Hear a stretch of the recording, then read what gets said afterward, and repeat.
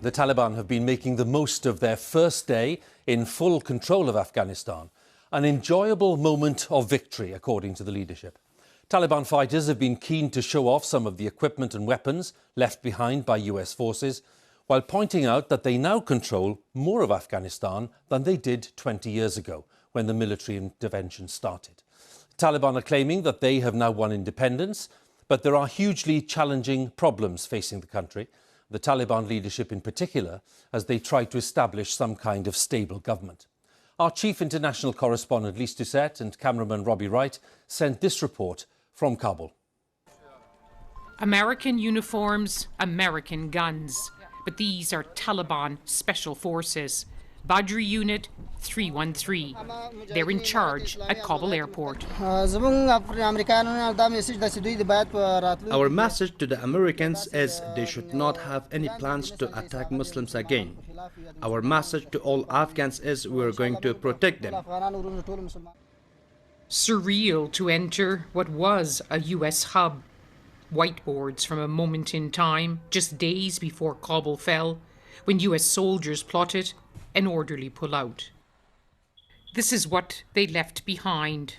Hangars full of helicopters, even Black Hawks. All disabled, destroyed, so the Taliban can't use them. The best of American military hardware, the best of its generals, were part of its longest war. And now it has ended in the worst of ways, and it will live long in memory, here in Afghanistan, in America, and far beyond. Today, an airfield flooded with fighters. Their first urgent task, repairing the runways so commercial airlines can fly again. As you can see, these infidels destroyed the entire airport. They haven't left any machinery in good repair.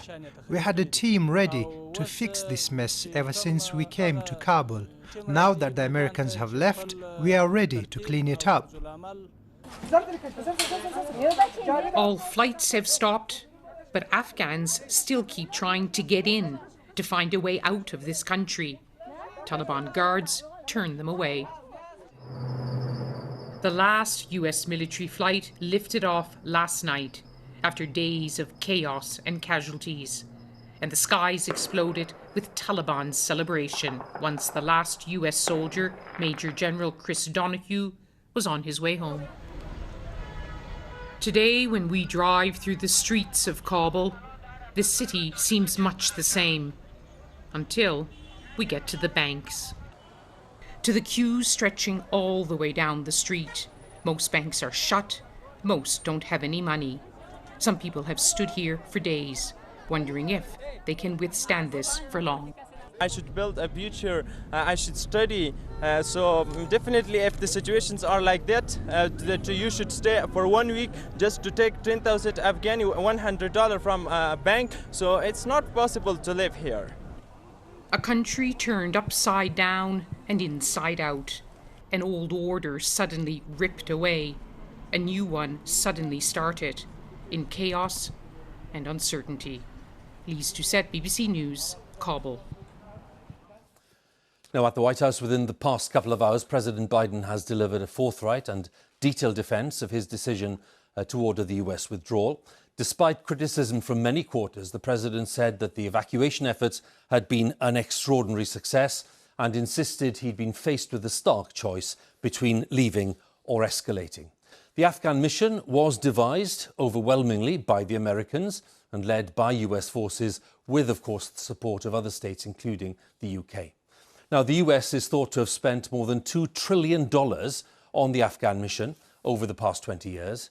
And then there was the cost in lives. More than 2,400 US military personnel died in the course of the conflict. And that number contrasts with at least 116,000 Afghan civilians, police and military forces who lost their lives. Our Washington correspondent, Aleem Maqbool, has more on the US withdrawal. These already iconic images of a commanding officer of the evacuation mission, Major General Chris Donahue, caught in night vision, the last soldier out of Afghanistan. My fellow Americans, the war in Afghanistan is now over. I'm the fourth president who has faced the issue of whether and when to end this war.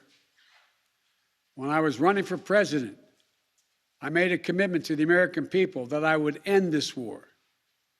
Today, I've honored that commitment. It was time to be honest with the American people again. We no longer had a clear purpose in an open-ended mission in Afghanistan.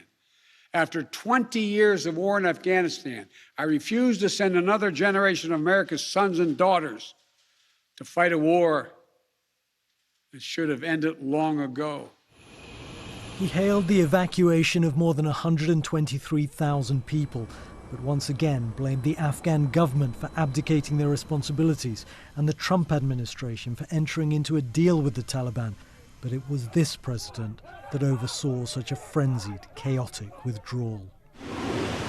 In a country renowned for honouring its servicemen and women, and in a city that at its very heart pays tribute to American war dead, what looks to many inescapably like a defeat has been a huge blow, and military veterans have been vocal about their dismay. I think it was a waste of time over there because it wasn't run properly. I don't think $2 trillion spent over there and nothing's changed, it seemed like. The Taliban's back in and they were just waiting for us to leave. I love this country. It'll come back, but it's not in a good place right now, that's for sure. For all the debate about the impact on America's place in the world, President Biden's decision does mean these were the last 13 US soldiers to return home in this manner from the war in Afghanistan. The US public may want their troops home, but the sense is Joe Biden has done a bad job of convincing them it couldn't have been done in a better way. Well, that speech from President Biden was exactly what we were expecting, absolutely resolute in the fact that the decisions he had made during this withdrawal were the right ones.